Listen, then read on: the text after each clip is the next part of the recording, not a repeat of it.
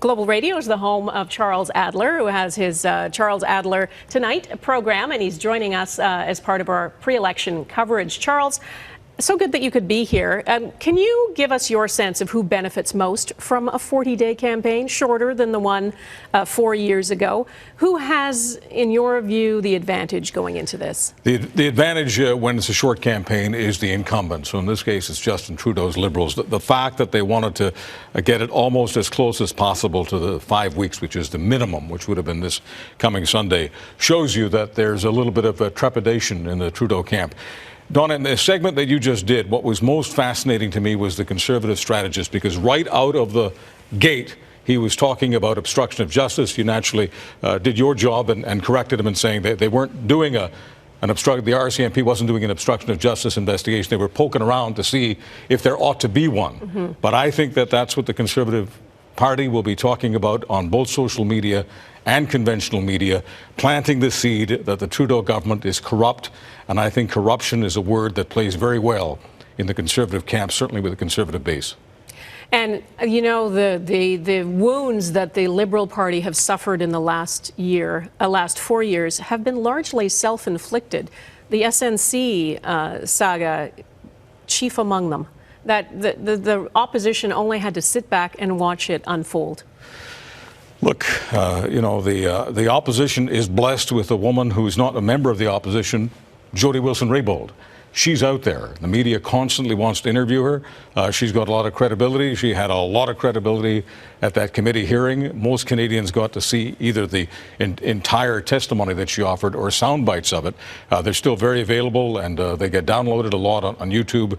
So the fact that Jody Wilson-Raybould did what she did, and it would appear from the latest Globe and Mail story, it would confirm that there is a there, that it wasn't just a spat between Jody Wilson-Raybould and the Prime Minister, and the fact that Jane Philpott also left also adds to all of it. But I think it'll be impossible for the Prime Minister to go through this 40-day campaign without being peppered with questions from the media and, of course, during the one English debate that he's agreed to and the two French debates. I think SNC-Lavalin was behind them. They thought it was, but I think it's very much front and center right now. You know, I want to ask you two things about that. One, you talk to a lot of listeners on your radio show across the country. How many people were paying attention to the detail of that SNC-Lavalin story? Because, let's face it, there was a lot of detail and a lot of nuance, and you had to get deep into the weeds to kind of fully understand what deferred prosecution agreements are and all of that.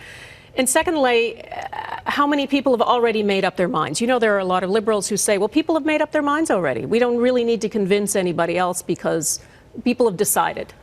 You know, it's a fantastic question. The reason it's a fantastic question is because there is nobody today, not yours truly or anyone else, who can give you a really, really solid answer. We'll get Darrell Bricker on shortly from Ipsos, and he'll give us some sense of it.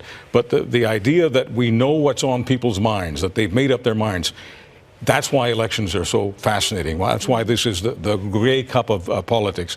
We won't know whether they've made up their minds on this or anything else until October 21st. And the other question is, so you're a disaffected Liberal who has voted last time, and the turnout last time was 68%, almost 69%, which is very big for a federal election. A lot of that driven by young voters and people who were energized by the Liberal campaign and by Justin Trudeau. If you're now disaffected and not sure you want to park your vote there, where do you go? This is another fascinating question for the campaign, because the Greens this week were a complete mess, whether it was the hot button of abortion, even separatism came up yesterday. So the Greens seem to be all over the map. The NDP don't even have candidates in a third of their ridings.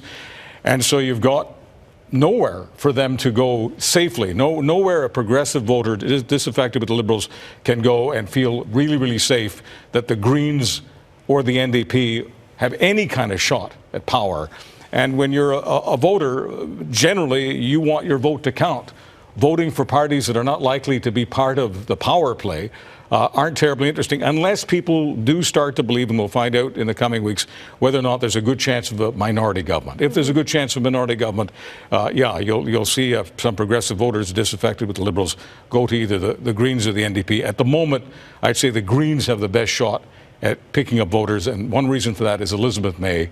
I think Elizabeth May is one of the most popular political personalities in the country, and despite the gaffes this week, I would still give her the lead here, especially after the debate. I think Elizabeth May is a fabulous debater, and I think she'll acquit herself extremely well in the English language debate. And she is now the veteran going into this federal campaign, right? She's Yeah. been at it the longest compared to the other two. I think she's a relatively safe place for a progressive to park a vote, if they're not happy with Justin Trudeau. But, you know, a big discussion among all progressive voters will be, do you want 4 more years of Harper? Because that's how it's perceived, that the Conservatives will bring back Harper.